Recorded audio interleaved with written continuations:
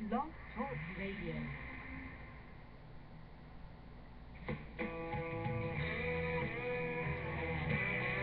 He took an oath to defend the Constitution of the United States of America. By some, he's been called controversial. I'll keep my freedom. I'll keep my guns. Try to keep my money and my religion too. Now, keep in mind that some of my guests have been approached by, Homeland Security or FBI saying, why are you going on the Clay Douglas show? My message to those guys, if they're listening this morning, is go get a cup of coffee. Maybe you'll learn something. We both took the same oath, to defend the Constitution against all enemies, foreign and domestic. I don't recall there being an expiration date on that. I'm going to keep my big VA, keep my friends the same, keep the government out of my business, and y'all can keep the change. He is the free American, Clay Douglas. We know what we need. We know who to blame. Catch the Free American Hour, weekdays at 7 a.m. Pacific, 10 a.m. Eastern. I'll keep the USA and y'all can keep the change. For the podcast and more details, visit www.freeamerican.com or catch the podcast by phone by calling 832-999-8621.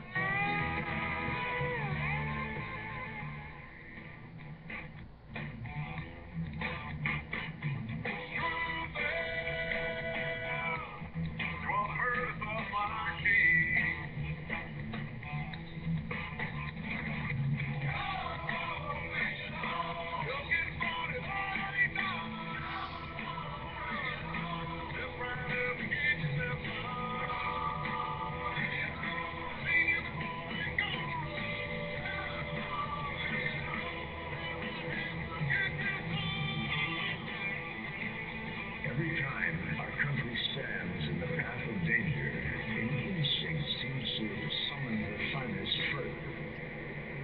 Truly understanding her, freedom shivers in the cold shadow of true peril. It's always the patriots who first hear the call. When loss of liberty is looming, as it is now, the siren sounds first.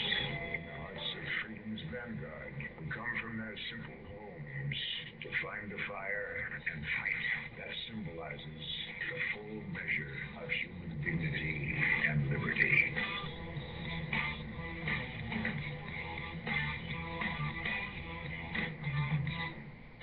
Remember real clear years ago in the swamps of South Georgia, cane pulling crossmen in my hands, all I needed to be growed up. Homemade ice cream and barbecue and the family on Friday nights. 10-lane ramp on Saturday right before the morning light. There came a time I was old enough and I learned about the gun. And every night at summertime I answered to what I'd done. Today what we got about the way it used to be. They got no respect and no cold steel, just games on TV. A burning hell before I sell my rights away from me. It's high time we embrace the tool that keeps all men free.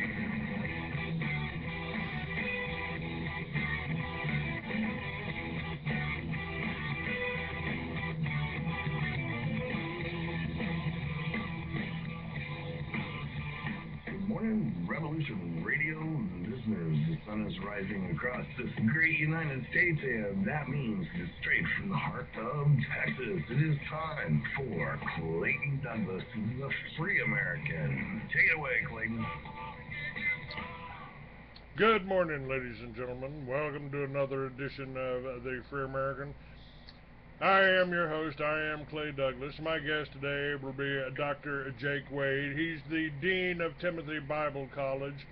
And before I bring him up, though, I've got to talk a little bit about something you might call synchronicity. When I spoke to Jake earlier this morning, I asked him what he'd like to talk about. He said evidences of dumbing down from Daniel 12. And again, synchronicity, coincidence, whatever you want. Yesterday I had talked with Gordon Duff and made arrangements. He's the editor of Veterans Today, and made arrangements for him to be on my show on Thursday, May 30th. And it just so happened I got from another source, they sent me Gordon Duff's latest article called American Dumb, When Stupid Becomes Dangerous. And that came from another friend of mine who was just on my show a couple of days ago, Stu Webb, one of those guests that I don't even have to interview. But Gordon's article just coincided with what Jake wanted to talk about. He says stupidity, one thing all Americans agree on, but who is really stupid?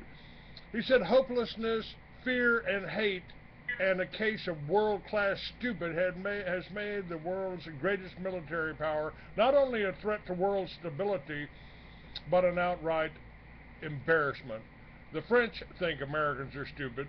The French think everyone is stupid. However, when the French changed from the franc to the euro, watching them taking change out of their pockets, looking at the new coins, it was as though they had a live scorpion in their hands. One of the things I always say about the French is they're the only country with nuclear weapons that never invented the wheel. Now, half the Americans I know want to live there, and most talk about moving anywhere but America. Americans say they can't stand living here anymore. The country with the cheapest food and gasoline, clearly the best television, and definitely the best looking women. This isn't one political side, one race, one religion, it's everyone. At first the complaints talk about a government nobody can stand, but it all comes back to one thing: stupidity. All Americans believe all other Americans are stupid. That belief causes feelings of alienation, loneliness, frustration, and most of all, anger. Americans are angry.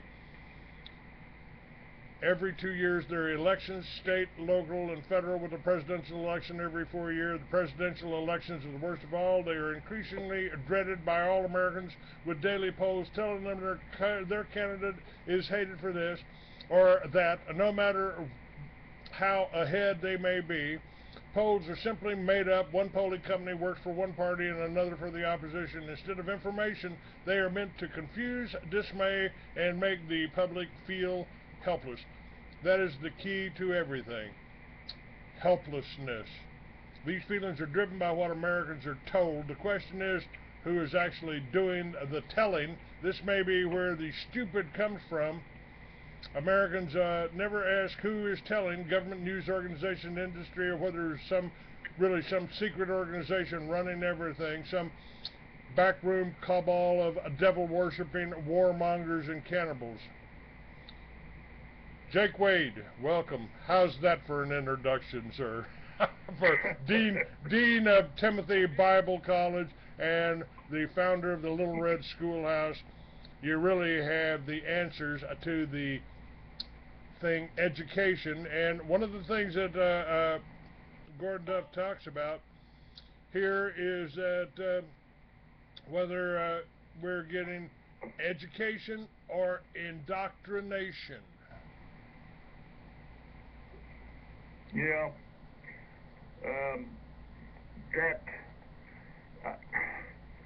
I'm just at the point where, we get some people that say, oh man, we're done. We're done. It's nothing can be done. Nobody will listen.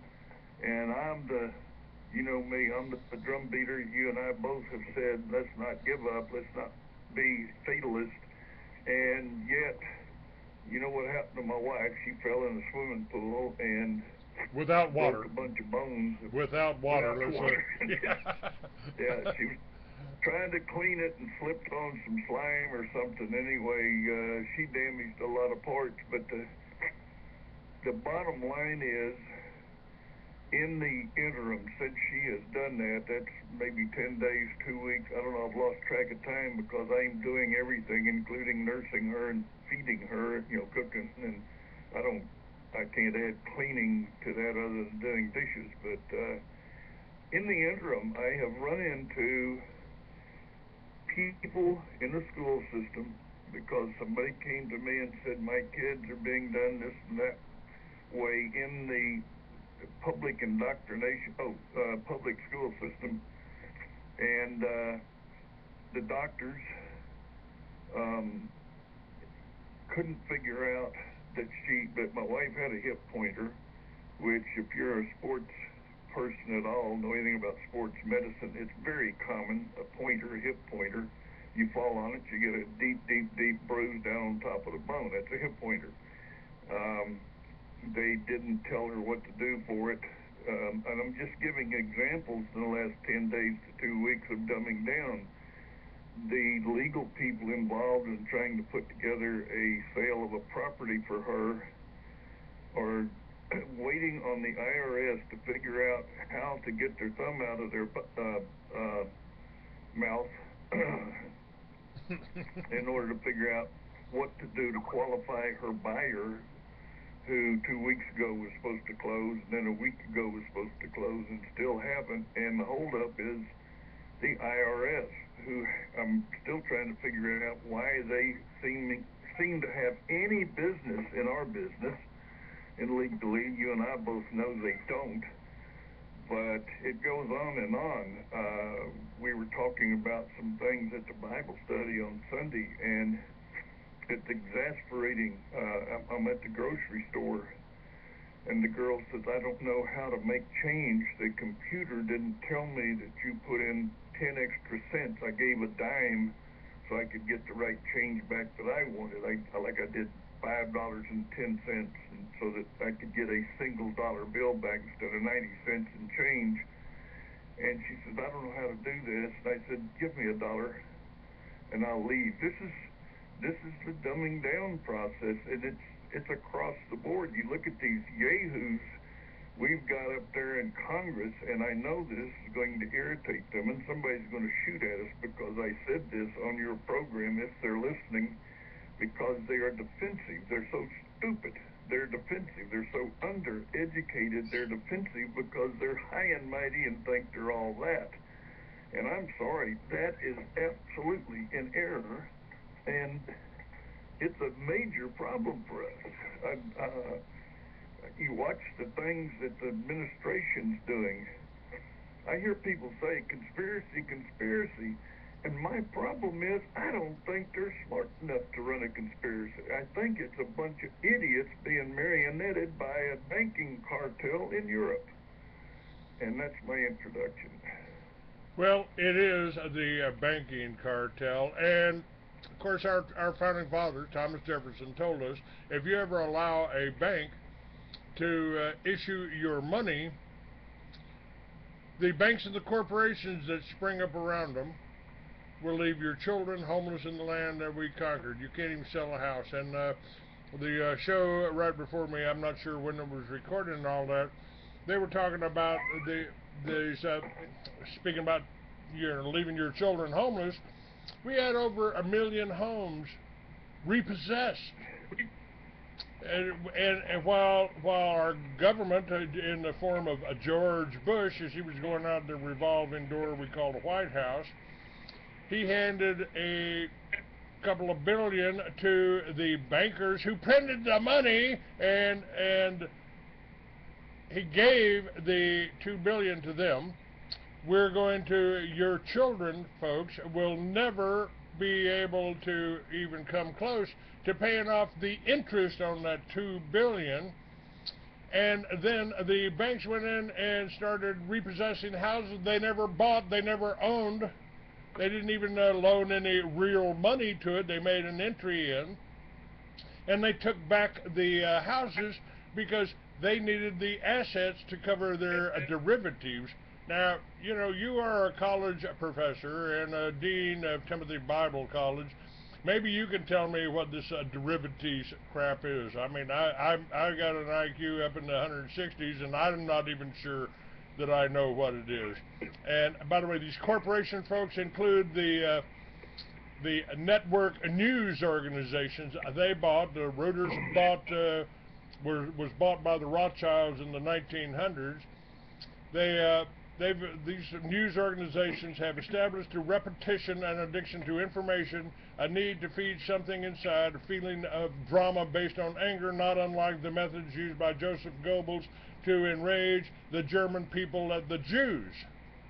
And on that aspect, just to be fair here, since I just gave the Germans a little bit, I also have up on my website here, Jake, a newspaper from, let me see what the date is on there. This is from the Daily Express, Friday, March 24th, 1933. The cost on this newspaper was 1 penny. And the headline says, Judea declares war on Germany. Jews of all the world unite in action. They got a boycott of Germans' goods and mass demonstrations in many districts. And, of course, they want higher wages for steel workers there. They're talking about an increase of 3 shillings a week. But this is a little bit before World War II started, right? Let me do something. All right, sir. Instead of doing clips from a questionable news media, no matter the source, let me offer this. I'm going to offer your listeners, if you got anybody listening that can understand this, I'm going to do Economics 101. And this is strictly basic economics. And I will do it as simply as possible so anybody can get this. Here's the bottom line. Until, and you mentioned this, until the early 1900s, there was a thing we call supply and demand.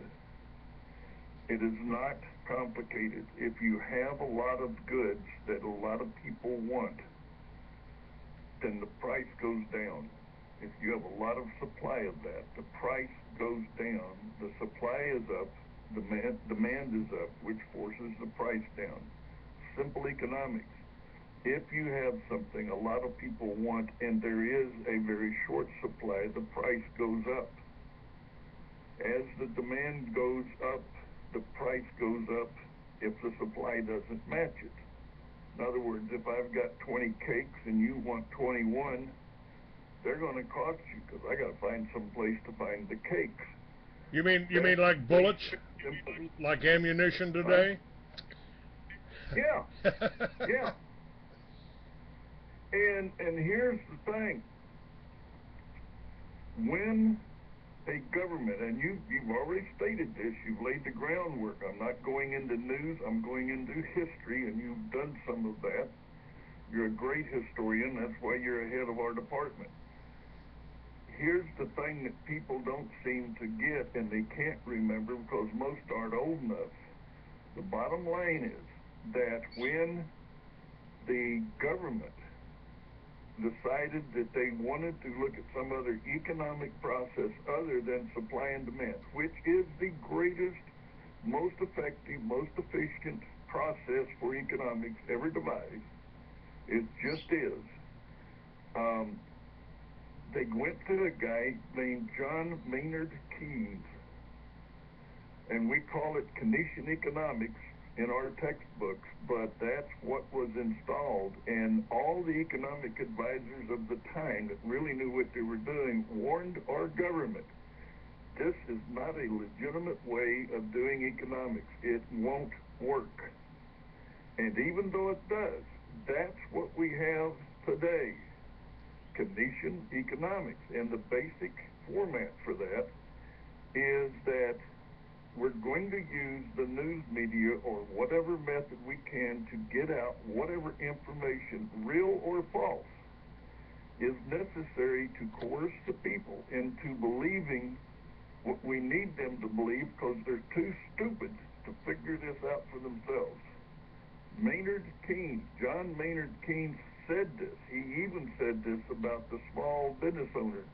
He said they're so inept at running their own businesses, we have to have this in order to keep them from destroying their own business. We have to run it for them, and the way to do that is this put up fiat economic system. It does not work. It was never expected to work. It is a way of the government getting control of our economic system. And it has worked grandly from that point of view, because apparently the American people never saw this coming. And I'm not blaming them. There are some leaders that should have stood and said, this won't work. You were told it won't work, but greed set in. And when greed set in, it's a wonderful taskmaster. It will kill anything. And that's where we are today. Keynesian economics is a total failure, and it's what we're under. That's the bottom line. That's what's wrong with this country economically.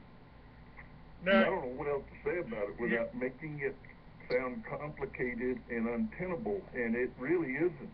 It's that simple. you know, Joe McCarthy, he made a comment in a conversation with James Forrestal about the communists being stupid.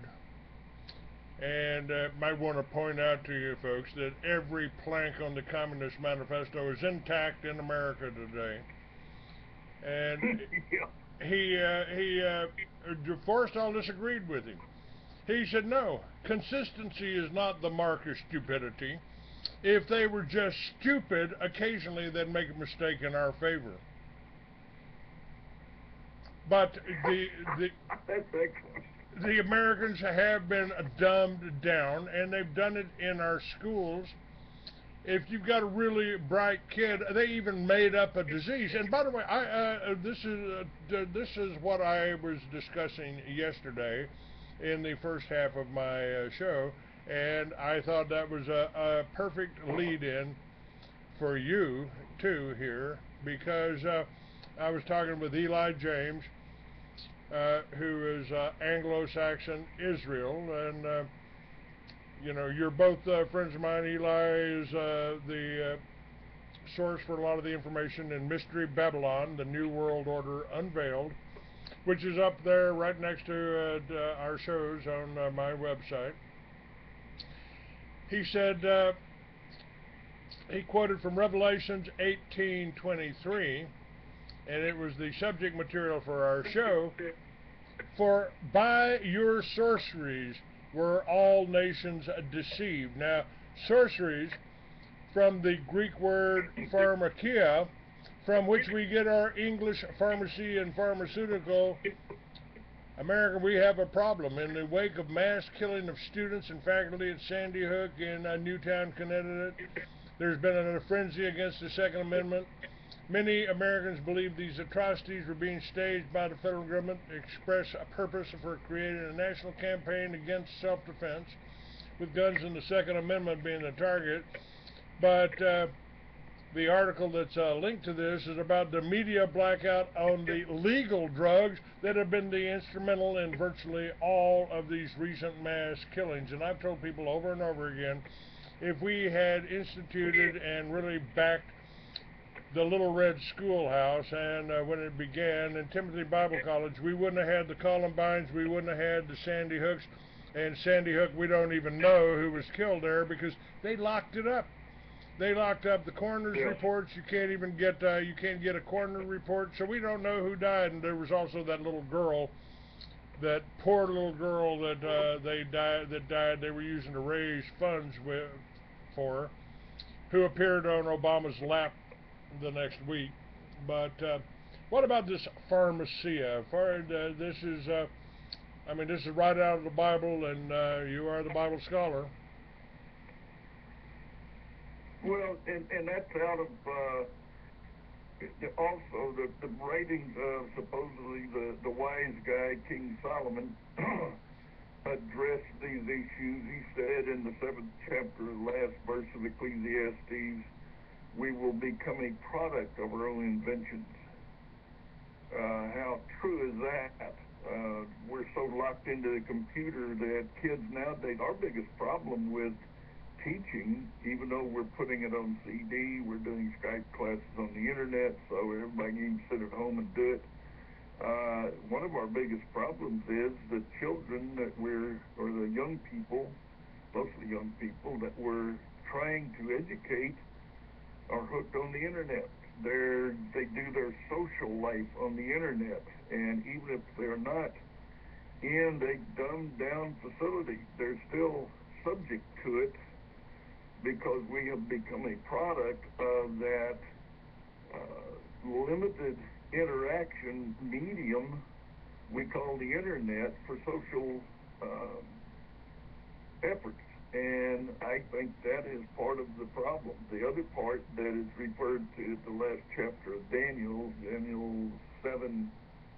12:4, says that man will run around seeking knowledge, and actually in the original language it's more attuned to gathering data. Now he says close up the book and lock it, because this is not a good thing. They're going to be misusing the information or believe that they are smart when they're really dumb. And boy, doesn't that lend to where we are nowadays. I mean, here we are dumbed down on purpose by a communist, Nikita Khrushchev planned layout for the National Education Association of this country. And here we are right in the midst of it. We're doing what was planned for it to be done to us by a bunch of people that have nowhere near our interest at heart. And I don't blame the American public so much as we just have allowed this. You and I are kind of part of the problem, because we should have seen this coming. Back in the day, we should have said, wait a minute, taking prayer out of school, wait a minute, they want to put us on this failed economic system. We should have said, let's get those guys, because they're lying to us and they're trying to take over. I'm talking about before the Second World War, right? Then we bring these guys back from the war who have gone, like you have said, I'm an oath keeper, and those who went there who are veterans and are now paying with, in some cases, very poor care, which to me is an atrocity. I didn't have to go. Well, I couldn't, because they found me physically unable to fulfill my duties, though I probably could. Based on what they got nowadays, they could probably beat the guys that are going. But I don't understand where we dropped the ball, except I think we got complacent. We sat there, this is my thought, this is not biblical, but I think what we did as a nation, and I was just a little fellow at the time, but everybody cheered. We had ticker tape parades. We won the Second World War. All the guys came back, and this was a wonderful victory. We saved the world, and we got to patting ourselves on the back to the point we broke our arms and couldn't hold our hands up anymore with a stop sign saying, wait a minute, government, we didn't tell you could do this. How am I doing so far, sir? You're doing great. Stupid, by the way. I mean, this is what the thing, what we're talking about here. That has allowed public education, even at university level, to become little more than indoctrination, which is exactly what you're saying. Wait a minute. Here's one of the fallacies. Let me throw this in. There are people who have put out this information, oh, well, it's trickling up to higher education, to the colleges.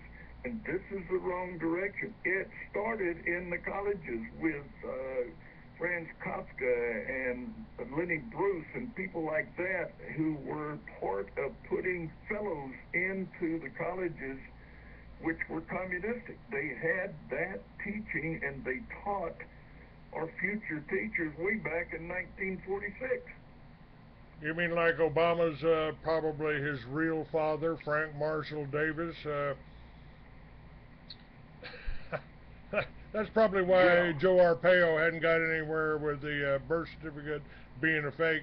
They just don't want you to know his real father was a communist, Frank Marshall Davis, who was hanging out with his mom Well, you back can then tell making by porno films. his behavior and what he does that he's well trained in it. That's right.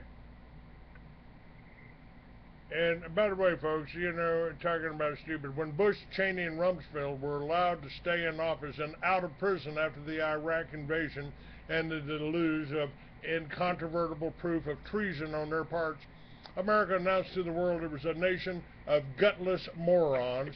Bibi Netanyahu jokes about this constantly, as does all of Israel and much of the rest of the world, those not being bombed or invaded anyway, those who could still laugh. Stop any Israeli on the street. Ask them what they think of America, even Israelis that are American citizens.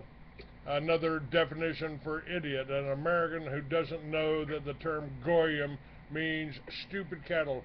The agenda's clear, folks. Fear and hopelessness are meant to push the public to seeking strong leaders. However, the same controlled media also controls the message and defines which leaders are strong and which leaders are weak. The strong is defined as favoring continued war, eliminating constitutional rights in the name of national security, and supporting total deregulation of financial markets, creating a pirate class of banksters, scamsters, and manipulators who systematically restructure the alignment of national assets.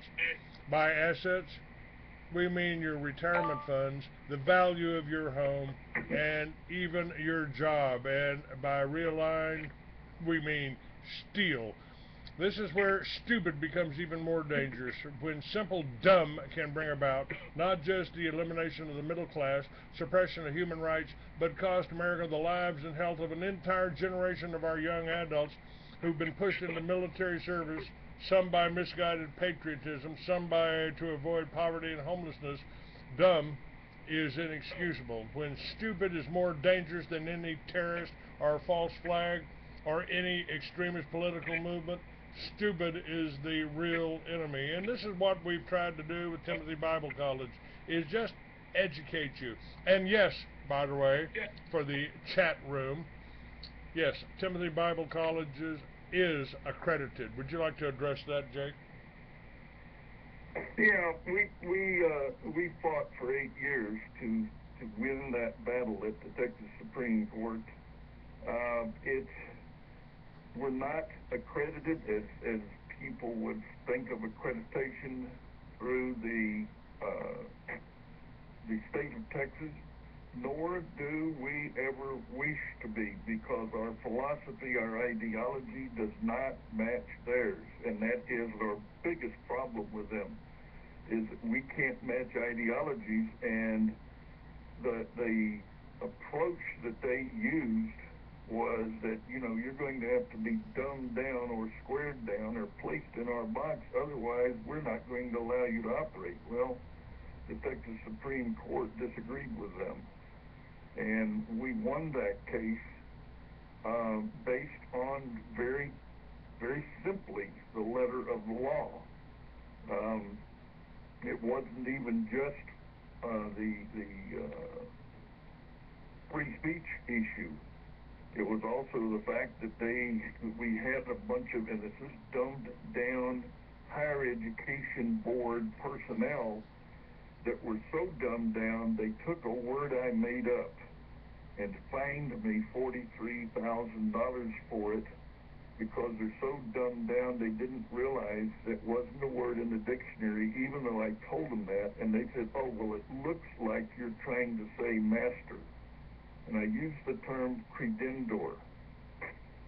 Now, to do the definition, just to prove how dumb this is, the definition of credendor is, first of all, the word doesn't exist. I made it up from the term credenza.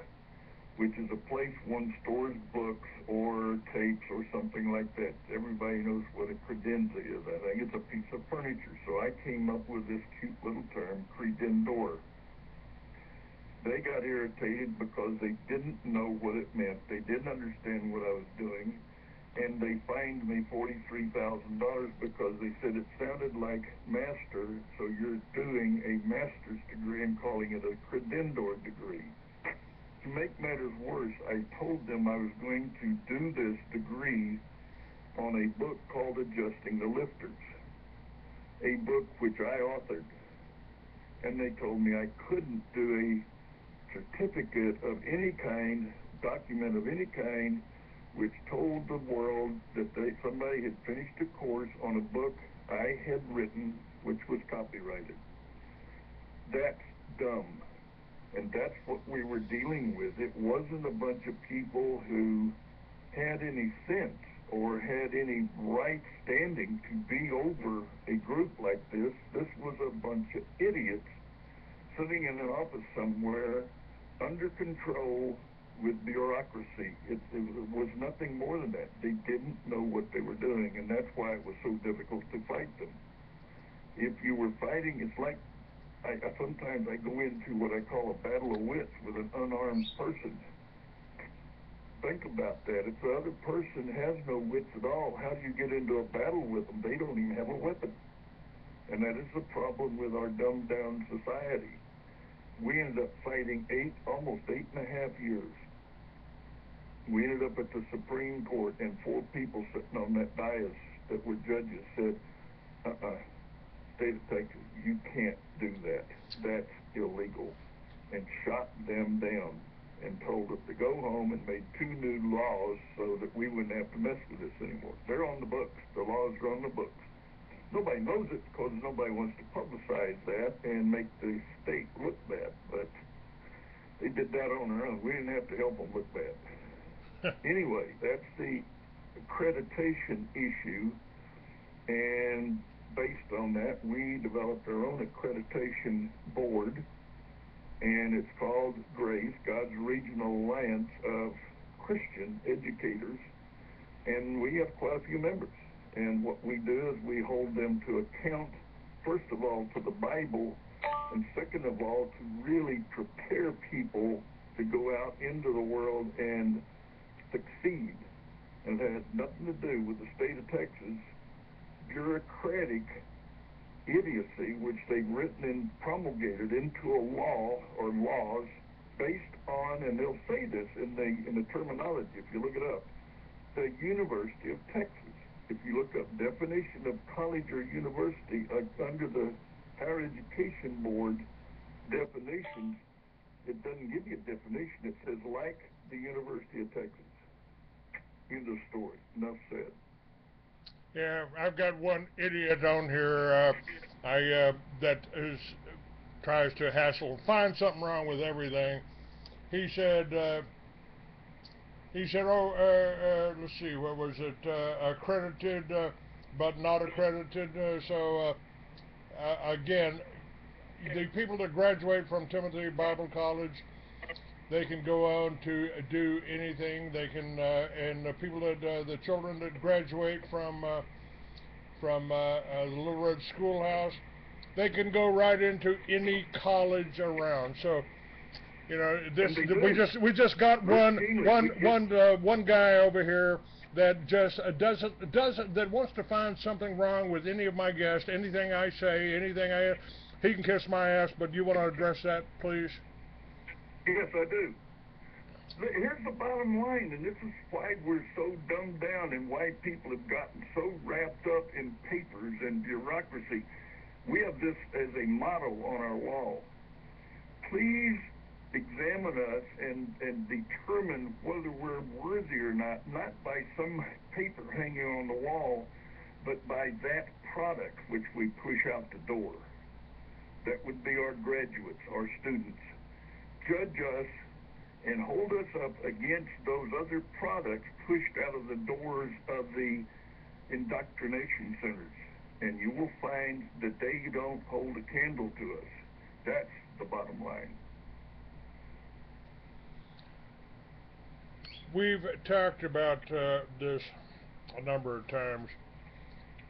What is the answers here? I mean, I think, I believe, I don't know, I'm sure there are people that will disagree with me, but studying history, what has happened in the Soviet Union and other countries where they've initiated gun control, like Red China, like Pol Pot in Cambodia. Millions of people had been murdered, and I talked about 60 million people murdered in the Soviet Union. We never even hear about that. We don't hear about that at all. They don't talk about it except on radio shows like this. I think this is what our plans, their plans are for us. And when you're coming in and trying to dissuade from anybody that's trying to make a difference here, you got to be part of that. Either that, or you have been so dumbed down. You're either too stupid to exist, or you're part of the problem. I mean, it's hard for me to tell sometimes, because a lot of these people that are doing this are our friends, our family, our next door neighbors. But you should. Well, like you said, you're either part of the solution or you're part of the problem. There's no other place to be. That's why I call them trolls in the chat room. They're not trolls. They're people that actually work for a living. There's people on there that are and we've even got in the chat room, which I hardly even look at anymore. They're part of they're doing shows, and they think they're doing something good. Well, you just shouldn't talk about the Jews. We can't choose a religion. We can't talk. Well, why can't we talk about Muslims? And by the way, that whole Muslim killing over there is totally suspect. It's as much a propaganda piece as the exercise in Boston, where you supposedly had all these people killed, but they didn't bleed, and then you get somebody supposedly with his head chopped off by a couple of Muslims carrying a butcher knife and a meat cleaver around, and that was Muslims, and they made a statement on television. But the interesting thing about that statement they made, Jake, while they were filming, while this bystander with his phone was filming this guy raving with, he had blood all over his hands, supposedly blood. It looked like paint to me. And supposedly the body of the guy he just chopped over was laying back in the street. And this guy that just happened to be there is talking to this murderer who just murdered a soldier across the street. And he's making some statements about Islam here. And there's a woman with a shopping cart that's broke through the police lines or came back where they were holding them, the people back. And she's walking towards this guy, and this guy waving a knife and a meat cleaver. She's walking towards him, pushing her little shopping cart. And then there's a break, and the woman disappears, and the newscaster keeps on like there's been no break at all. Somewhere in the background, somebody read, "Cut, cut, cut!" They stopped the filming. The woman with the shopping cart was disappeared, and they continued on like nothing happened. The man's walking back to the body where he's talking to his friend, and they hung around. Some for a half hour or so, waiting for the cops to get there to shoot him. Now, Well, they did the same thing with those towers, though I don't want to wash out old news. It's been way overblown anyway and over presented. But I was sitting at the TV. I just accidentally happened to be in front of it when the tower was, quote, hit, and they didn't report it as a plane hit initially. They just showed the pictures and said something has happened to this tower, and it looks like a plane flew into it, and they showed the pictures which showed it imploding from the bottom as if you would take out a building in downtown Chicago, purposely engineered to do that. The destruction was that kind of destruction, and you never saw those pictures again. They never surfaced again, and it's the same kind of thing you're talking about now, is that we have a manipulated media that is out there to serve one faction, and it has nothing to do with protecting us. All this homeland security BS is nothing more than that. It is an excuse for people to take away our privacy and our rights, and it really, we've allowed that atrocity to perpetuate, and again, it is designed, manipulated, promoted, and even propagandized by a news media which does not have our interest at heart. And I don't know why anybody listens to them anymore. I mean, you can tell they're lying, their lips are moving. Well, you know, the problem is, and by the way, folks, you know, I have had, I've got friends, had friends that were Jewish. And I have never walked up and asked anybody, are you Jewish? Are you Christian? Are you Muslim? I judge by people's actions, by what they say and by what they do.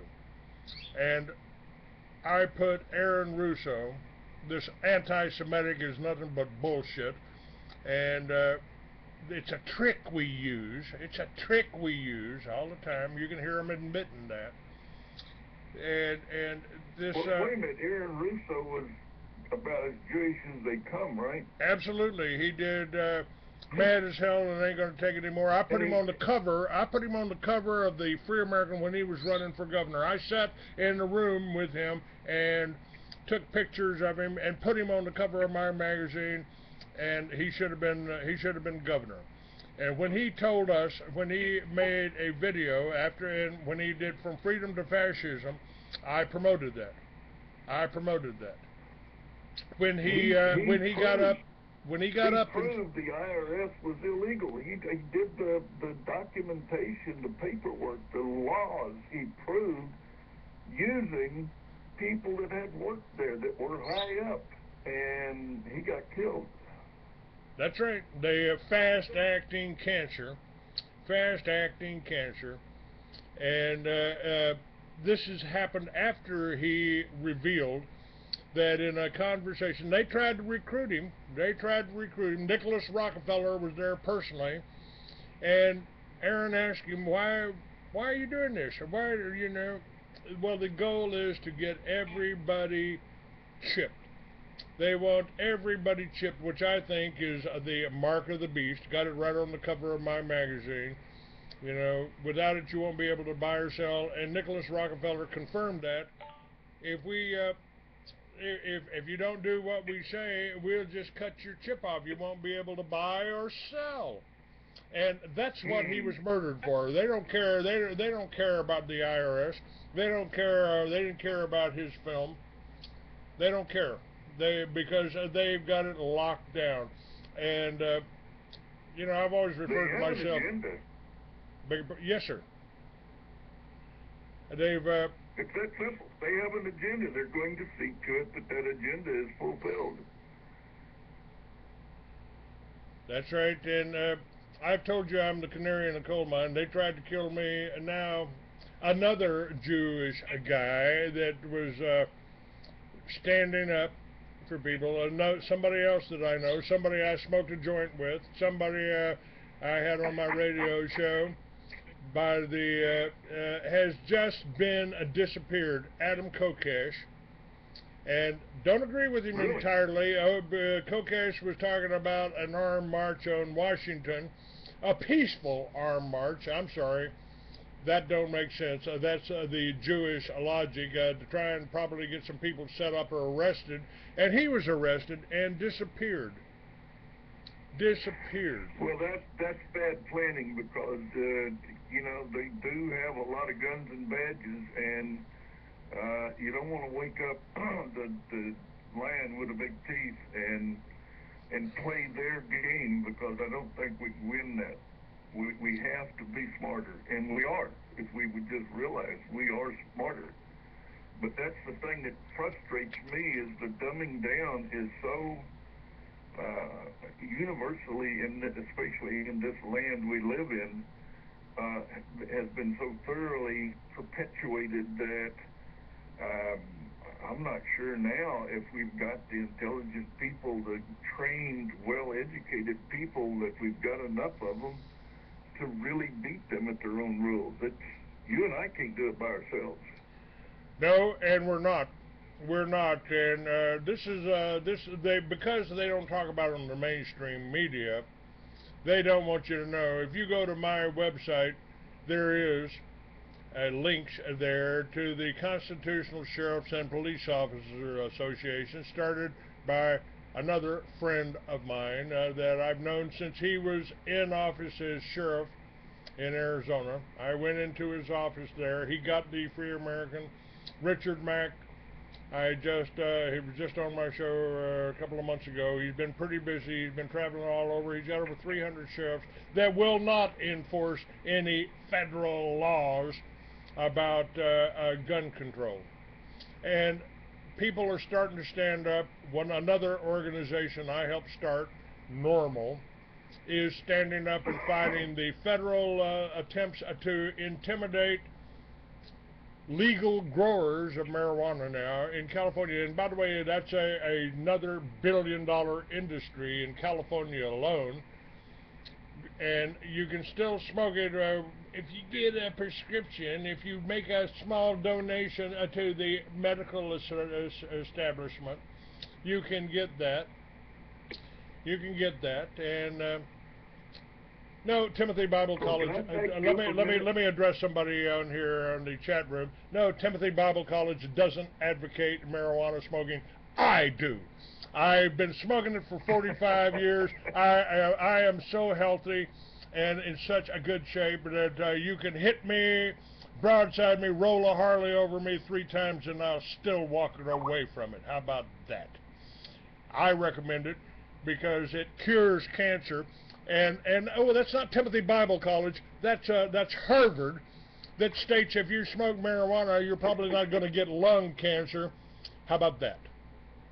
And let me give you Dr. Jake Wade and Timothy Bible College's take on that. Okay. Well, do that. Well, and extend it long enough for me to get a cup of coffee here. Yeah. Here's the thing. Oh, I got 2 points. One of them is you brought up sheriffs. That may be our only ticket to get some of this rectified, though it's not going to stay rectified. We got a world that's headed for the toilet no matter what we do. But I think we win some battles if we can get sheriff leadership, as you have promoted and garnered and helped. I think that the sheriffs a lot of them don't know it. And I don't know if they should or not, but I think they're going to be our last bastion, is that they have the local power even over the federal government. They can tell them to go home, and legally by the Constitution, they're supposed to leave. They do have power, and they apparently have enough sense because they are elected by locals. Anyway, I won't continue with that, but you made a good point there. The other thing is Timothy Bible College and me, Dr. Jake Wade, promote this constitutional idea. If you can grow something in your own yard and you do not bother anybody else with it, the federal government has no constitutional right to come in and tell you you can't grow it or use it. That's the bottom line. If you back up a little bit, I don't advocate smoking cigarettes. When I was younger, I used tobacco. It was widely used. It was an accepted way. In fact, remember the commercials? Ladies, you've come a long way. You're now smoking. anybody old enough to remember going back to those ads, we promoted the idea, the Marlboro man. You want to be a real cowboy or a real man, you got to smoke Marlboro cigarettes, especially the kind that will kill you with the glass and all of the micro whatever's in the paper in the filter. That'll get you dead quicker because that stuff is bad for your lungs. We did this promoting a tobacco which we didn't grow in our backyard. It was produced by a large group, and I'm not bad-mouthing the tobacco industry, I'm bad-mouthing the use of it. If it is used to damage the body, I have a problem with it. But in a country that was founded on Christian principles and freedoms, supposedly inalienable, which means you can't be alienated from them because they're God-given rights, we're supposed to be able to do some self-determination, and if we want to do something which harms us, they're supposed to leave us alone. Only should somebody come in if your neighbor's rights are being impinged by your own behavior. That is protecting your rights from without and from within, which Clay always quotes, and it's, again, a biblical and a constitutional concept that is the bottom line for our armed services. That initially was the only thing they were mandated and contracted to do, was to protect us from without and from within anybody trying to infringe upon or take our rights. All right, Jake, we got to take a break. You're welcome to stay on, or you're welcome to go. Depends on you how you feel, sir. I'll be talking on the second hour. Physical issues. I'll leave it with you. All right, thank you for being with me, sir. We'll be back, and I will be talking about the feds here.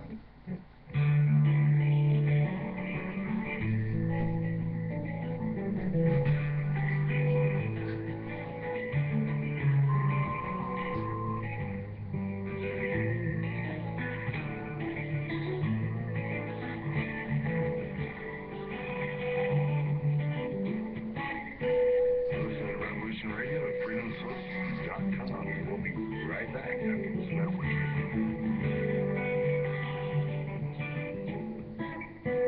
Wadiya will remain a dictatorship.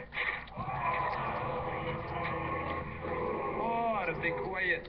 Why are you guys so anti-dictator? Imagine if America was a dictatorship. You could let 1% of the people have all the nation's wealth. You could help your rich friends get richer by cutting their taxes and bailing them out when they gamble and lose. You could ignore the needs of the poor for healthcare and education. Your media would appear free, but would secretly be controlled by one person and his family. You could wiretap phones.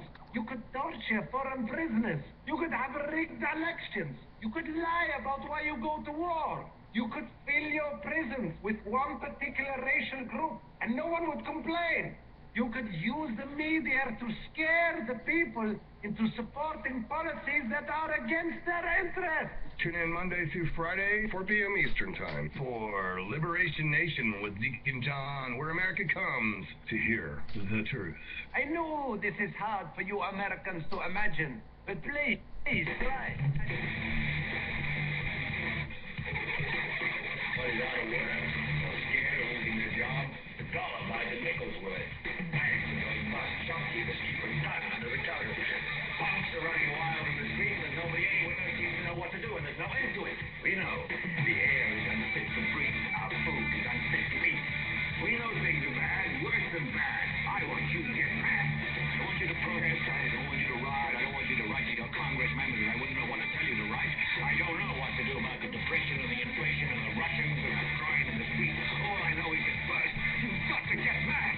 You've got to say, I'm a human being. God damn it. My life has value.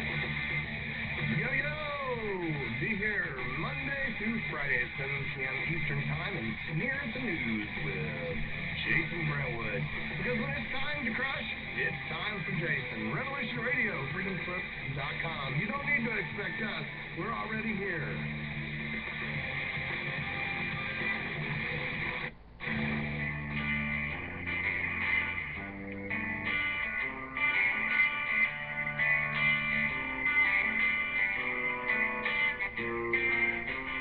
Thomas, a.k.a. a Mad Painter. I'd like you to join me Monday nights, 10 p.m. Eastern Standard Time for Open Canvas. Don't forget to bring an open mind. Yes, folks, that's right. Bring an open mind to an open canvas. Again, that is Monday nights, 10 p.m. Eastern. UFOs, government corruption. This is Revolution Radio, freedomslips.com. You don't need to expect us. We're already here. Now you can share the topics that drive the discussions of your favorite talk shows with TalkStream Live's topic-driven talk radio. List and promote real-time talk radio topics, or post the topics that you want to hear. Hot topics are tweeted and retweeted, and include simple click-to-listen audio links. The future of talk radio is topic-driven talk radio. Available now at TalkStreamLive.com.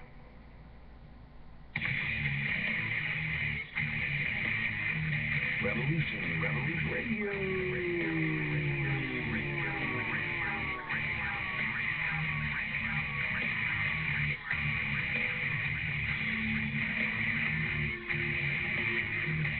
You don't see it, do you? How close we are to absolute chaos? The sick ones are sitting on their fat asses, eating and drinking themselves into a stupor, polluting the world without a second thought while it goes down the toilet. Nobody wants to do the nasty work. You know, the shit that we all just think about. Most good citizens are just along for the ride, and then bitch and moan and complain about everything when it doesn't work out. Not me. Get it? Revolution Radio, where we do the nasty work. www.freedomslips.com.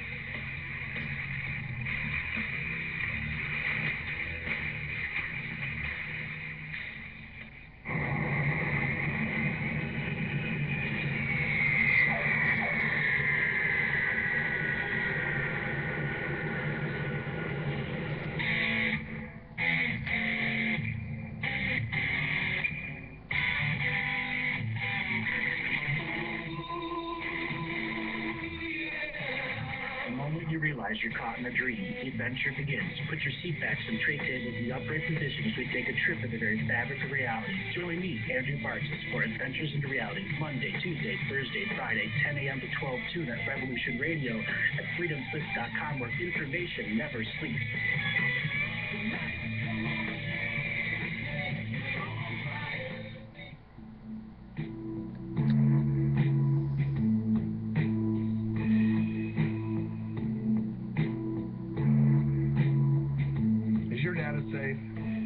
Necessary information to assist you in confidently living through just about any survival situation.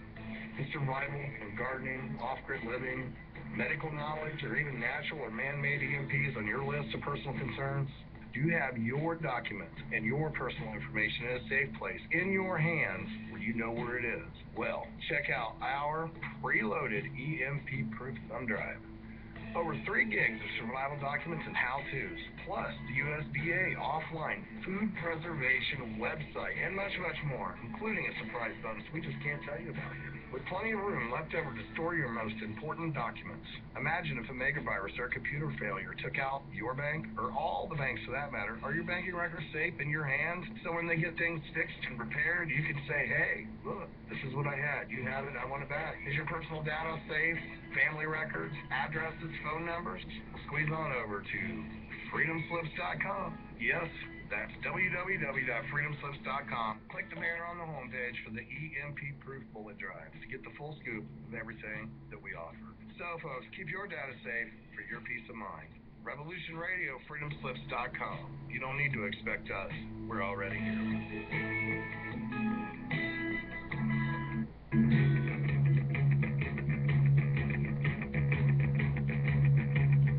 Revolution Radio.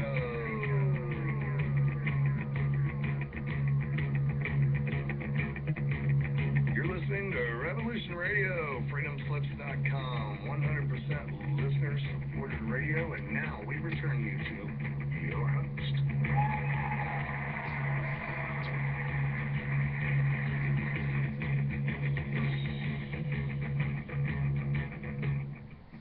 Yeah, good. Welcome back. I will take calls today, and keep in mind that's 347-688-2902, and I'd be glad to speak. I'll speak at the Rotary Club. I'll speak at the Aryan Nations. I'll speak at the ADL conventions if they promise not to unplug my microphone. Remember, I do charge for speaking engagements. And if you want to do something free, it may be free. You can hear me and a few others at when Lawless America presents their movie at the I guess it's Sundance Film Festival.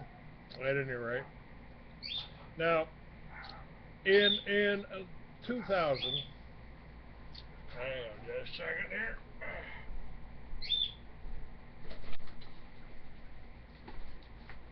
In the year 2000, a criminal conspiracy overthrew the government of the United States through violence, threats of violence, and massive fraud.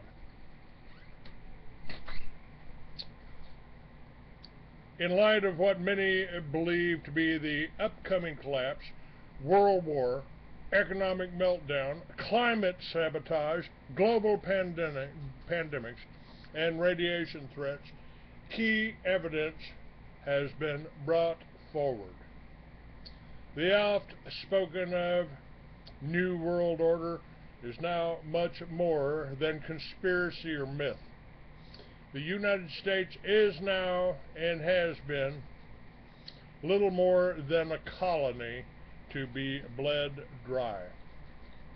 It is now clearly recognized that this organization stands ready to destroy the last vestiges of human civilization in service of some indiscernible goal.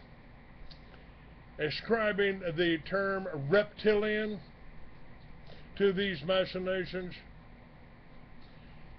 is an insult to a viper. Now, some have had enough. In recognition of the current state of emergency, leaders of America's military and intelligence community, loyal to constitutional authority, have taken exception with the continuity of government and command authority. This is not a specific challenge to the Obama presidency, but rather a clear recognition of the seizure of political authority in the U.S. and most other Western nations has ended all representative government.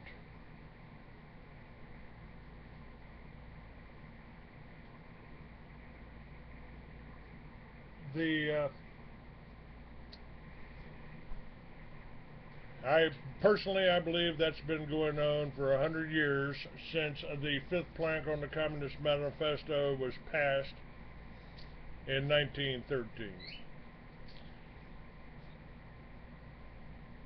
But by this standard, all governmental actions of the United States since that time, 2000 and 2000, all governmental actions will be null and void. However, the dead will still be dead. The maimed and despondent, countless in number, may look for what solace they can. The old dialectic, republic or democracy, is passé, along with burning bushes. Much of the world exists under the slavery of a new world order or is awaiting doom. Not all will pass into darkness as sheep, as has happened in America and her allies. It's the people against the New World Order. Now, legally, George W. Bush was never President of the United States, according to legal opinions now under broad acceptance with America's top commanders. Authorities now cite the election of former Vice President Al Gore. The same authorities demand both the restoration of the Gore presidency and the impeachment of Gore for failure to assume office, though legally elected. Now, records of Supreme Court deliberations during their bizarre move against the Constitution in 2000 show that they were aware not just of broad electronic vote rigging, but that 5 court members were fully involved in a plot against the United States, knowingly complicit in a coup that involved broad threats of violence, blackmail, and bribery on a massive scale. Now, I don't know which 5 court justices, Supreme Court justices we're talking about, but I suspect, just for, you know, for your, for my idiots in the chat room, that they were Jewish. Now, the evidence, let me back up. New information on the 2000 election, information now in the hands of top military officials in the U.S. conclusively proves that the America's government is in free fall. The evidence leaked by top Pentagon commanders tell a story of how very easy to believe, a story of hate, of greed, and especially the brutal totalitarian intent. A group closely aligned with a not-so-hidden world government made up of financial criminals, oil and defense corporations, groups like the Council on Foreign Relations, Trilateral Commission, and Bilderbergers, and extremist groups that penetrated all Western military and intelligence commands, exercised a violent overthrow of the government of the United States. It probably didn't show up on the CNN nightly news or ABC or NBC, folks, but we've been telling you about that. We told you that it was coming in 1994. We tried to tell you who was behind it in 1996 with a real presidential candidate, Charles Collins. And in the Free American, I published, and on this radio show, I've told you about the operational planning group that was the Project for the New American Century, PNAC, tasked with rigging the 2000 elections, organizing the corporate media behind the coup, and the people that wrote that Project for the New American Century included Rabbi Dov Zakheim, the man that was in charge of the money in the Pentagon, $2.6 trillion that he just couldn't account for. It just went somewhere. I don't know quite where, but we've got our accountants looking into it. He went on to give you and don't forget Michael, son of the devil, Chertoff, you know, who gave you. They don't want to get X-rays. Well, let's make them do it in the airports. Every time they fly, you know, they don't want to take chemotherapy. Well, we can get them. We can dose them with radiation when they walk through these spy machines. Project for the New American Century. If you will remember, they're the ones that called for a new Pearl Harbor. They were behind the organizing the corporate media, which is all Jewish owned, by the way. Maybe that's just a coincidence.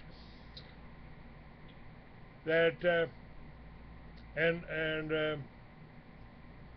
if you don't remember, the Supreme Court appointed George W. Bush as president on a 5-4 vote on pure party lines. Retired Justice Sandra Day O'Connor. I got to meet a couple of times over there at Hacienda Harley-Davidson. In recent public revelations, has strongly hinted at the court's illegal misconduct in 2000. Less publicly, secret deliberations, and now in the hands of key leaders, penetrate the secrecy behind this critical time. The Supreme Court, led by a 5-member cabal at the heart of the coup, knowingly abrogated the state's rights, separation of powers, and equal protection provisions of the Constitution to empower a criminal conspiracy intent on unleashing an American dictatorship on the world as a super cop. As early as 1999, PNAC had announced the need for a new Pearl Harbor to condition the American people to accept a consolidation of totalitarian authority and a permanent state of warfare. The subsequent planning and execution of 9/11 was only one aspect of the broader plan: seizing the government, 9/11, suspending public rights, rigging congressional districts, instilled true believers in military and government, and setting up a multinational world government to manage a quasi-global slave state. Experts in nearly every field all agree on one thing: collapse is imminent. Can we correct the course?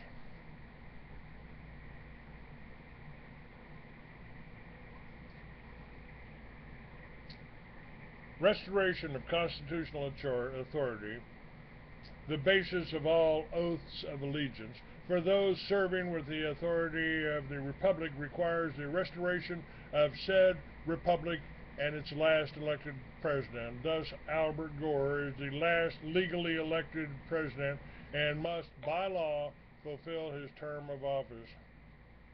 Yeah, I know somebody's going to be hollering about global warming, but that's all right. The plan is to restore him, put him up there for a minute, then impeach his ass. The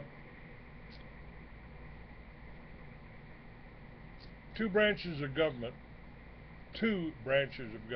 are technically in rebellion against the United States. The Supreme Court of the United States has strayed, an understatement of Olympic proportions. Evidence of a conspiracy against the court to overthrow the government exists. Dissenting members of the court were subject to threats of violence against their person and families, as was President Gore. This has been confirmed. Subsequent acts of the courts, the utter and absolute failure to uphold constitutional guarantees time and time again, has been a travesty. It has been treasonous, from Citizens United to congressional redistricts which denied equal protection and representation to over 100 million Americans. When the Supreme Court allowed suspension of habeas corpus, all semblance of representative government ended. And by the way, folks, when they allow murder, kidnapping, and torture, ending all due process, they became war criminals. And that's happened to Adam Kokesh now. Another Jew that they've arrested who was calling for an armed march on Washington. It may not have been a good idea. Don't believe we're ready yet. As Clara Wolf said, it's too soon to shoot the bastards. But he has been disappeared now. He was arrested supposedly with his hands up for resisting arrest, as he was about to speak at a pod meeting, and they've removed some of the other people there too. He's been held without bond somewhere, so he has been basically kidnapped. And now let's talk about the U.S. House of Representatives. We should call them the horrible House.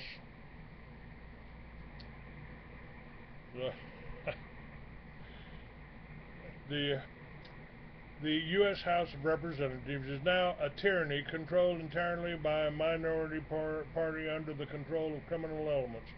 Nearly half the members of the majority party would lose their seats but for a bizarre gerrymandered districts, some geographies of phantasmagorical mean.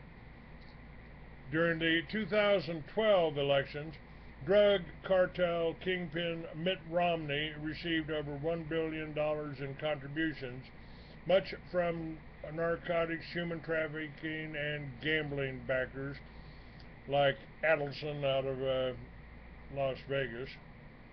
Gambling boss Sheldon Adelson spent $100 million, a number personally cited by President Obama. During the election, Documents were released by sources within the FBI and Mexican intelligence agencies revealing that Mitt Romney, working closely with the Castro government and former members of Soviet intelligence services, managed hundreds of secret slush funds, offshore accounts for key government and military leaders. These accounts were funded through the generous contributions of the Mexican drug cartel and the CIA's burgeoning narcotics operations in Afghanistan and Iraq and Mexico and Colombia too, along with the Mossad who were there. This relationship, which some believe began with Carlos Salinas and Mitt Romney at Harvard, actually began generations before. The Bush-Romney financial partnership, built initially on profits from Nazi war industries, now dwarfs even the Rothschilds cartel for funds under management. Now let's talk about the Department of Homeland Security.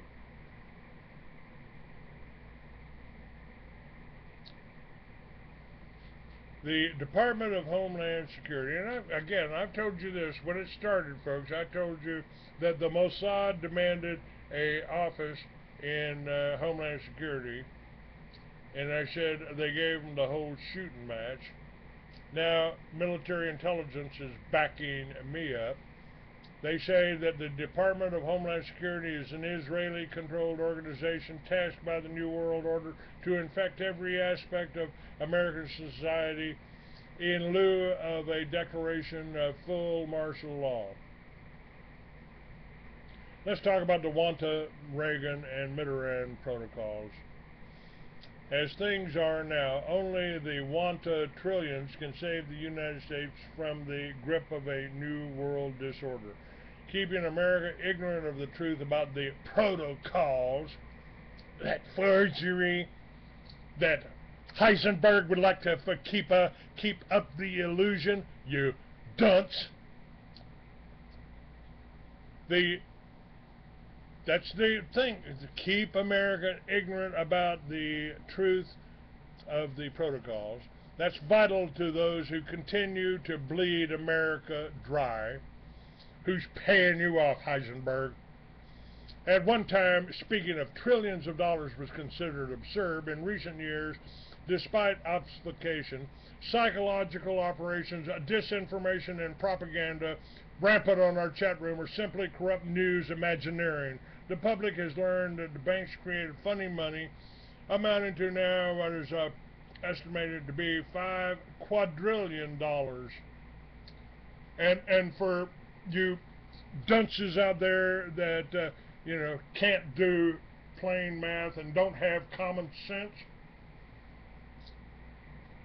that would be $5 million billion or $5,000 trillion. I see that the man with no balls has left. Good.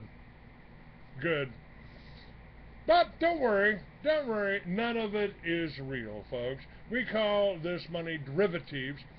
10 trillion of U.S. national debt is money invented to keep foreign banks alive that got confused. They were no longer able to tell their real from their phony cash. They were considered too big to fail.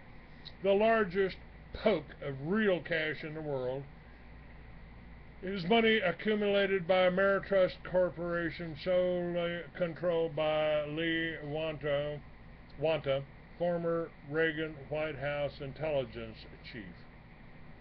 A trading platform for world currencies, including and especially the Soviet ruble, eventually yielded a very real 27 trillion, of which 1/3 belonged to Wanta personally. The rest was to be used to finance the future of the United States as a debt-free nation in perpetuity. That wouldn't be allowed. This Wanta cash is real. Most of the 27 trillion has been distributed to Bush cronies, the international banking cartel that overthrew the U.S. government and put little Bush in the Oval Office, much to the dismay of the human race. Wanta sat in a Swiss dungeon as the Bush cartel plundered the birthright of the American people. However, Well over $7 trillion has been located and legally assigned for payment to Lee Wanta. Al Gore knows, the Pentagon knows, the Bush family knows. The federal courts have ordered the Department of Treasury and the Federal Reserve to remit the funds, now deposited with the International Monetary Fund. Military leaders in the United States are hesitant to continue sitting on their hands. With Wanta's offer on the table, a massive paydown of the national debt, and broad private financing of the massive public works projects in the United States. It's a ticking clock, folks. There is a war within our own government and military. Evidence of that would be the missile attack on the Pentagon and the offices, strategic offices. The forces that would ask President Obama to step down from office voluntarily on constitutional grounds are, oddly enough, closely aligned with the Secretary of Defense Hagel and Chairman of the Joint Chiefs of Staff, General Martin Dempsey. In fact, they are, Obama supporters. Against them are the very real forces of darkness, that vast conspiracy spoken of so many years ago by First Lady Hillary Clinton. The grand conspiracy of the New World Order is playing a new game, inventing wild conspiracy over Benghazi, a wild narrative of conjecture and fabrication intended to ensnare those who are stupid enough to accept facts from corporate-controlled media. While this dance continues, America is either being dragged into a world war over Syria, or through failure to show leadership, it will be supplanted throughout the Middle East and Central Asia by Russia and China. America, it seems, addicted to its own lies. While the clock is ticking, and maybe ticking away America's final hours, will oaths be kept? Will courage take a hold? Will bold and daring action confront the monster that has been feeding off of us for so long? Good question. America is now, well, this one's rather old. Talking about this article was talking about the 2010 election and saying if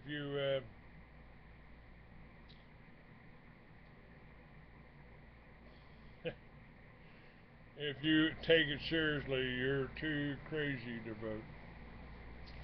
Hey, we'll take some calls. 347-688-2902. If you got the balls, call in. I doubt that some people out there will, but hey, we do have hosts on here that do have some balls, that are good. Yeah. Should we hate the Democrats, folks?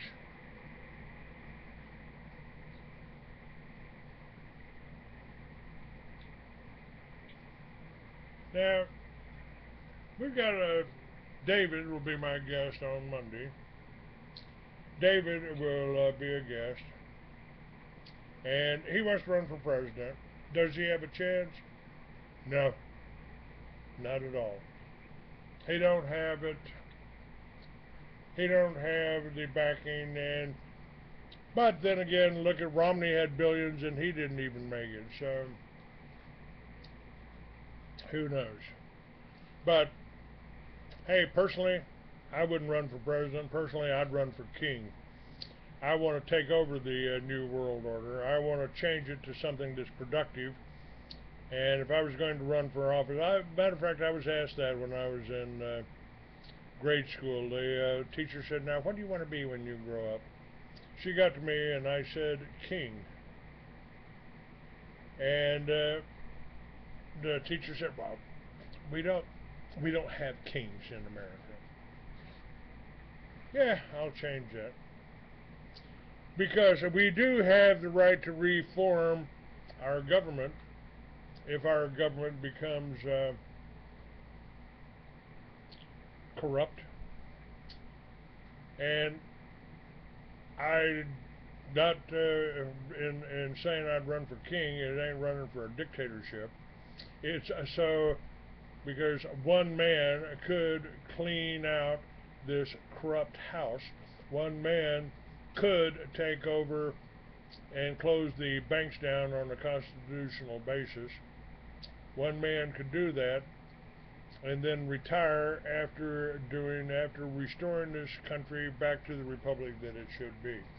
And on my website, let me share this. Yes, I keep trying to change things.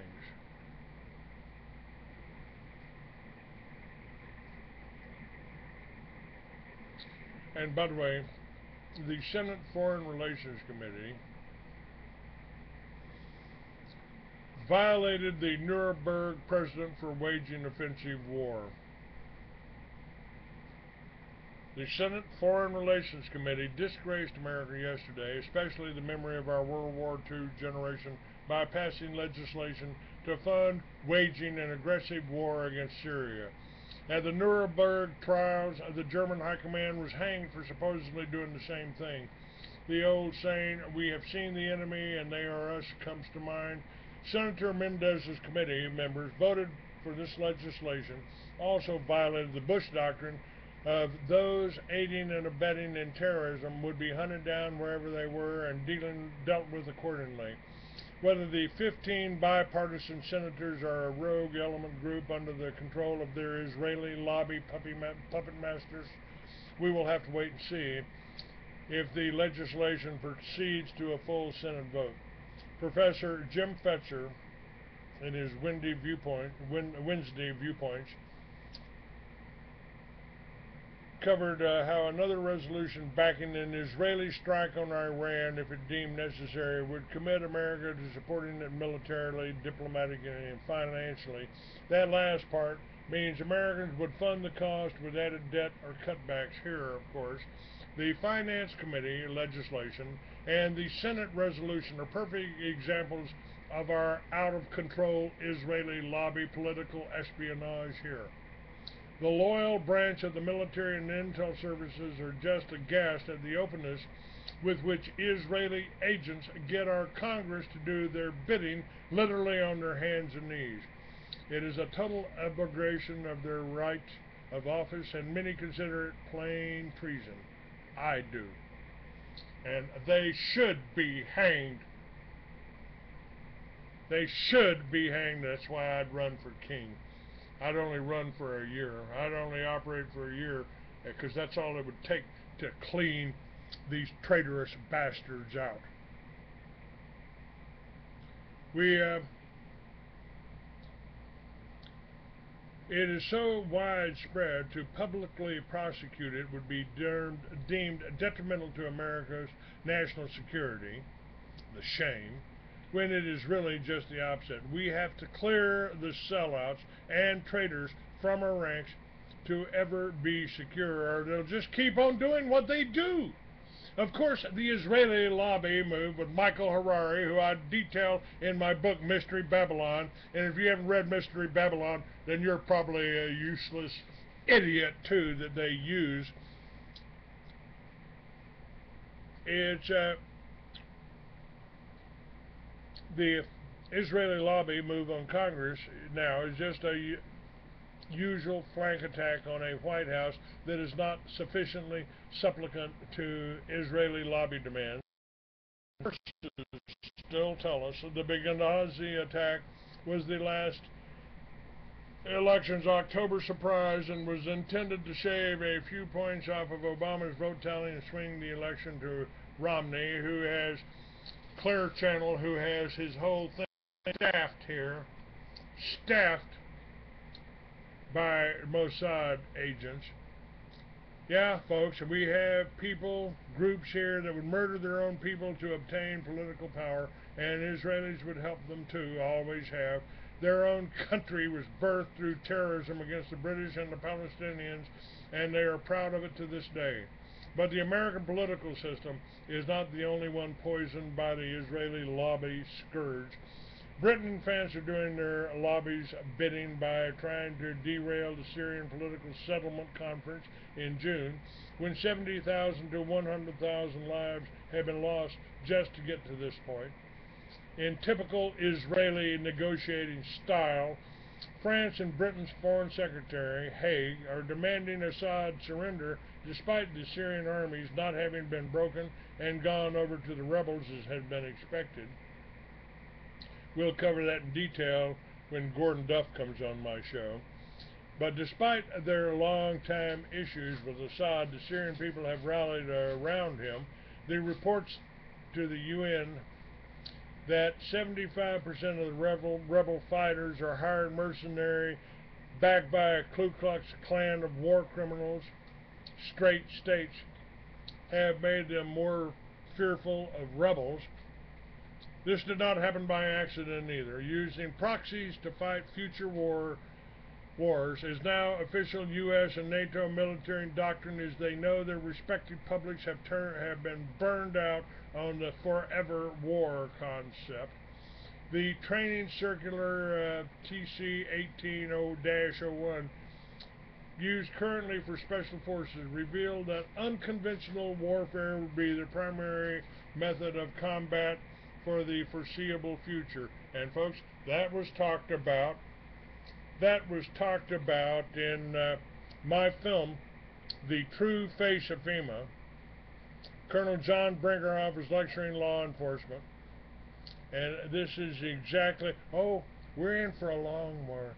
This war is going to be maybe longer than the Cold War, another fake war, like the war on drugs. It's a war on the American people. The war on terror is a war against anyone, anywhere that doesn't want to go along with one world government. The real terrorists are in Congress. They are in AIPAC.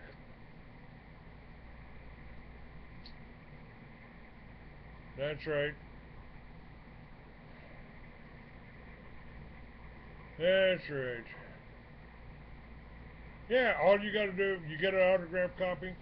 You can not only get it, you order the autographed copy at shopfreeamerican.com, and you can I will send you the PDF of the book immediately, so you can start reading it today, and I'll be sure to autograph it. A recovered idiot or something. I don't know. You can call in, Crow. The number's 347-688-2902. Heisenberg, you can call in. Show me you've grown a pair of balls. Call in. I'd love to talk to you. Love to talk to you. We are in a war here, folks. I've pointed it out time and time again. I've pointed it out time and time again.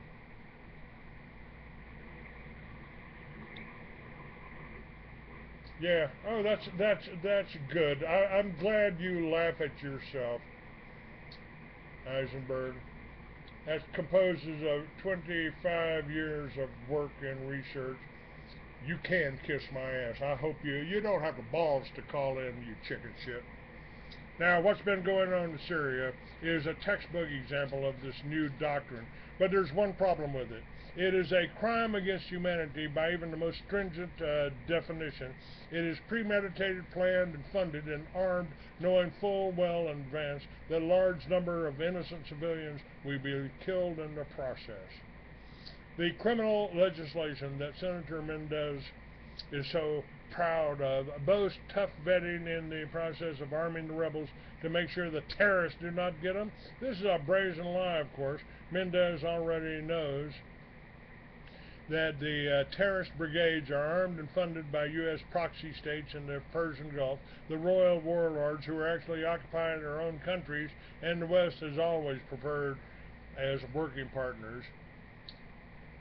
The freedom and democracy part was nothing more than a convenient fairy tale. Whatever Assad was doing in Syria, no NATO country has had any problem with Mubarak, the king of Jordan, or the Persian Gulf bandits doing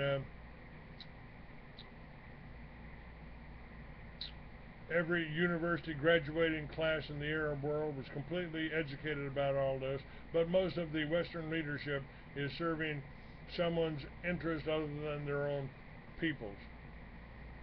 From Colonel James Hawk,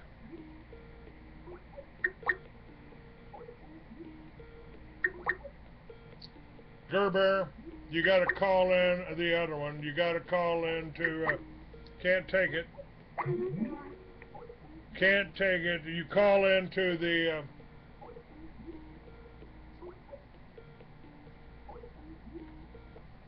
you want to call into Revolution. Tell him to explain to him what to call in. No, you can't call me. It didn't go on there. Crow, you're going. Okay. No. All right. I can. Maybe I can do that.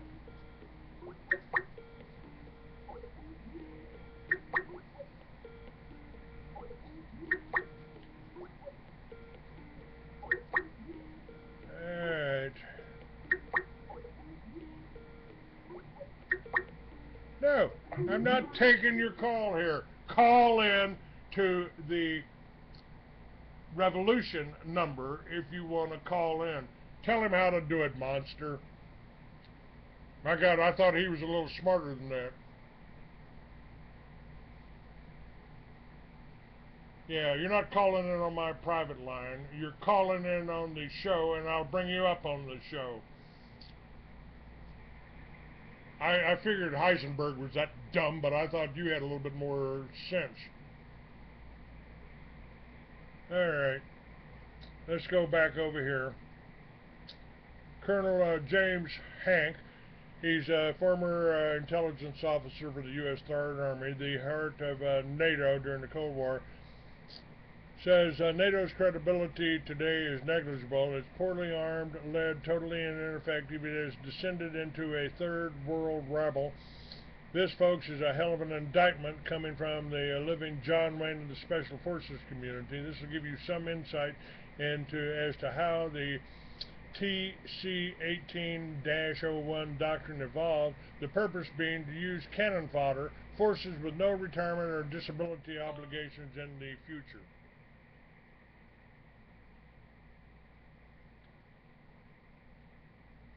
What's going on, Richard?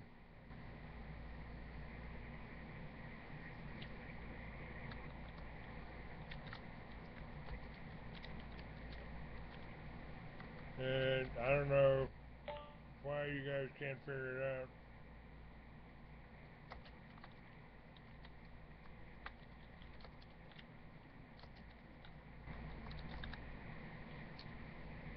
out. Alright.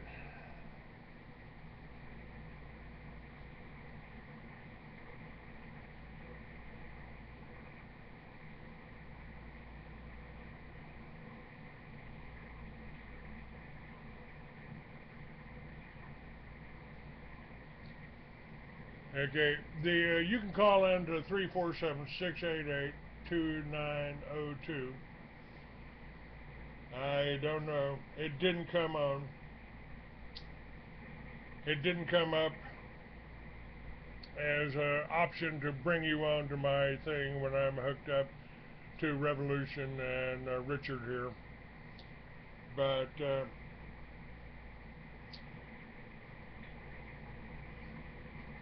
we've still got 45 minutes. If anybody in the chat room can learn how to use Skype here, we've got that's available too. Nope. Okay, Skype's frozen up.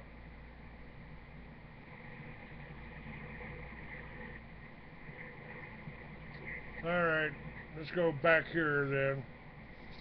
Where does broke Britain get the gall to claim to be the power broker as to who would represent the Syrian government in a political conference in June? Are the same, and the same goes for France, who has huge problems at home due to its own fatal domestic policies. All these Western countries had front row seats at the Nuremberg trial, where claims of just following orders, protecting my country's interests, acting in self-defense were all rejected, but we find the West rejecting any accountability, doing the same thing and using similar justifications with one exception. The preemptive strike option. Now, why is that happening? The preemptive strike option on a target who might be a threat at some future date makes a mockery of any claim to Western jurisprudence, moral code, or the right to live. Alright, what's happened here?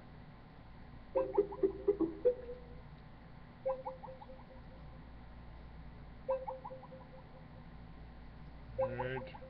Problem with this call. We'll see if we can get it working again here.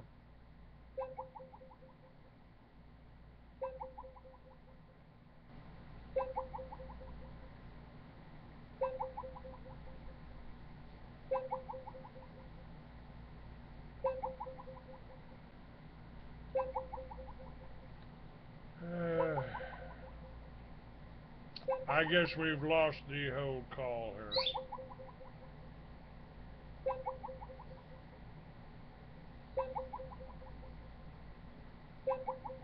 Well, wasn't my computer this time.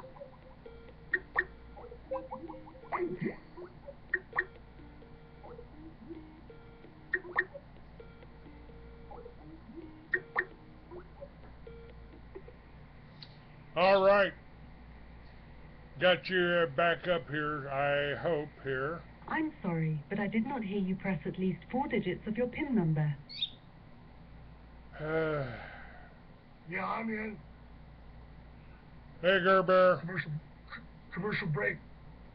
Mute for... I'm sorry, but I did not hear you press at least 4 digits of your PIN number.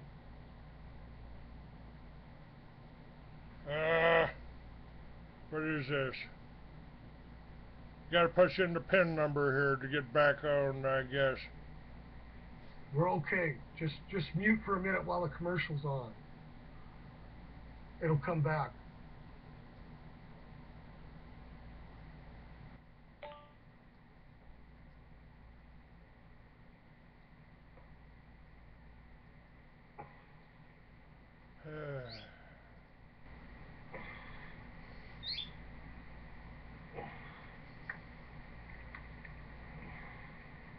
Well,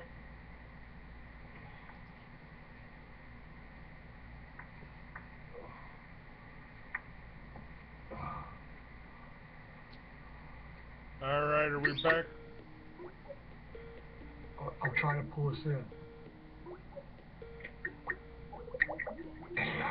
All right, what do we got here?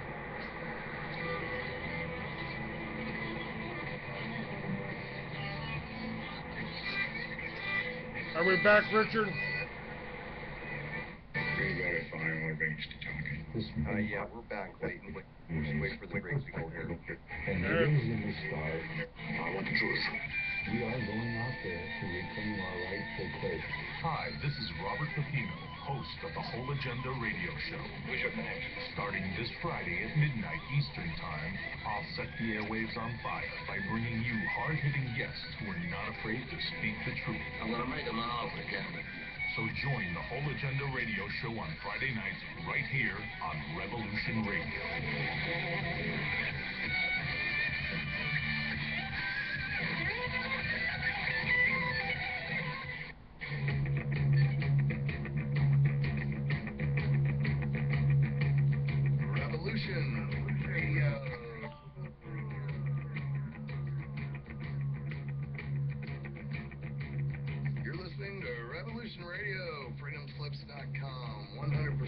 Listener-supported radio, and now we return you to your host.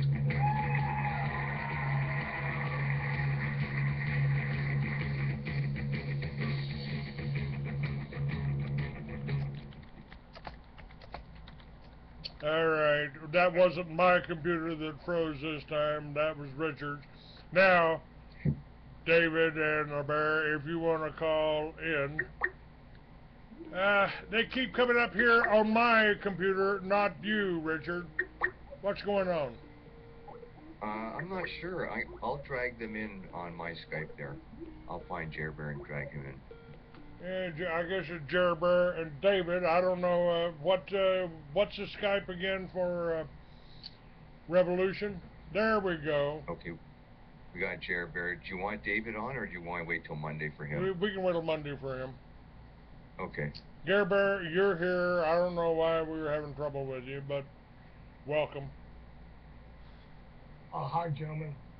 Yeah, I just wanted to bring up Eric Holder, how he looks like such an idiot in front of these Senate representatives hearings that they've been having of him on the IRS, on it's just such a liar, idiot, stupid, and they asked him that he should resign, and he doesn't have the animosity to even take that gesture and just get out of Dodge. Well, Eric Holder is the one that couldn't figure out why the BATF, why there wasn't anything wrong with the BATF supplying the drug cartels with guns, and that was simply an attempt to demonize our gun dealers here or get somebody arrested. Eric Holder is an idiot as far as I'm concerned. Exactly. But again, the Joint Chiefs are understanding what's happening here. They understand that these people are working for the Israeli lobbies, and it ain't the, hopefully it'll get cleared out. We'll have Gordon Duff on. He's within the intelligence community, and he's providing me with a lot of the information that I shared with you on the show today. But he seems to think there is hope within our military from getting to the truth here. So, yeah, I think if more people would pay attention to those Senate, those representative hearings, the man from South Carolina, the representative, awesome how he's asking for the truth, and these guys are just going, he says, I want a yes or no, flat out. And and Holder doesn't want to, they want to just beat around a yes or no question. It's so ridiculous and redundant that if you can't watch, if you're going to watch any kind of TV, watch some of those on CNN or public broadcasting of these committees that are of showing these guys coming up to Congress, and he doesn't have any proof or any documentation to cover his little butt, and it's ridiculous. Well, it's rare when you in any of these hearings when actually you actually get some truth. I mean, think about trying to impeach Bill Clinton because some chick gave him some head. I mean, that was ridiculous. He should have been impeached for giving the Chinese all of our machine tools. Yeah, exactly. His nuts were so big that he couldn't get out of the way to accept his default, because he was tied up with all that cocaine in Arkansas with brother Daddy Bush. Well, that's again, I've got that covered in my book Mystery Babylon. That's the Operation Watchtower is they built used the special forces to build the guide towers to bring the planes into Albrook Air Force Base. From there, Barry Seal flew them up to Bill Clinton in Mena, Arkansas. Mena, Arkansas, there you go. Yes, sir. I told William Tyree is named in the Catolo documents. They murdered his wife. They framed him for the murder. They gave him life in Walpole prison to keep him quiet, but it didn't quite work because I had an 800 number then. So I had him on my show. And the last time I... What was his... William Tyree. What was his name, Clay? William Tyree. You can read the whole thing. I mean, for $10 you can get the PDF. He's deceased now, right? What's that? He's deceased.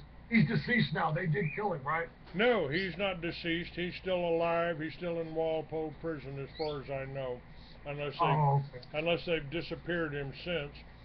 It's been about 9 years since I talked to him, but I told him I sent the when Bill Clinton was running against Bush, I sent talked to George Stephanopoulos, and I sent him copies of Catolo's document, and Tyree started laughing at me. I said, "What are you laughing about? Bush is a drug dealer. Don't you think we need to get him out of there?" He said, "Clinton ain't going to say nothing. He worked for George Bush. His job is," you'll be hearing a lot about this year about a little place called Mena, Arkansas. And of course, you know, I happened to met a lot of the people involved there, like Barry Seal, who was flying all the cocaine into Mena to the CIA, who were then distributing it to all the way out to California and hiding it up there in Telluride with another of Bush's or Clinton's buddies there, Lassiter. And I just didn't know. I didn't know at the time. Barry Seal brought me a great little bud of Oaxacan to my place in Dallas. I just didn't know at the time he had a plane load of cocaine also.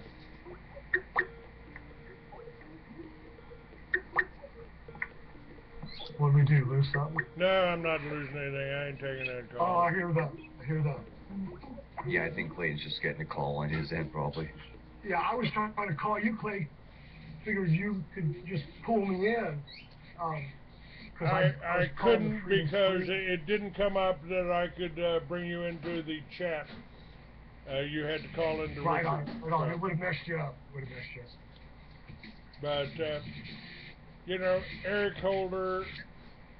Hopefully, you know, maybe I hope we're all wrong about Obama. I hope he actually stands up to the Bush cartel, but that's doubtful. All right, we're out of time. We'll be back Monday. He doesn't look good. Thanks for calling in, Gerber. Thanks, Richard. Have a great weekend. See you, Clay. God bless you guys. All right, order the book and read all about it. We're off air, guys. See ya.